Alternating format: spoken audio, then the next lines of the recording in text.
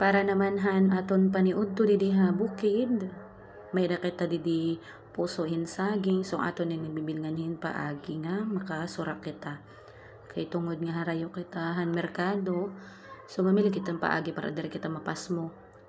So yan na ako nito gintanggal ang mga magtigang nga part.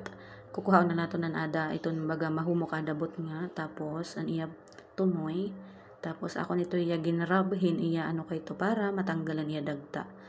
Tapos nga da akon gintanggalan iya bukag nga ada habot nga kay diri ko kasi ito ginaapil pag nagluluto ako hin.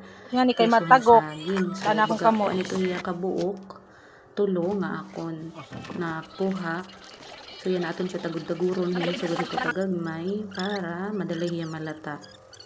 Ito naka fast forward na ito iya nga paghiwa.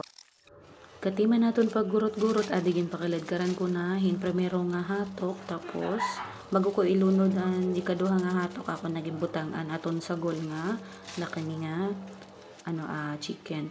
So yan na ginukay-ukay ko nito ya tapos gimbutang ko na liwat. Waray lang na video gimbutang ko na liwatan primero nga hatok asya nga sugad nito niya color. Lata nito ya hulaton ko la nga ma luto good an noodles.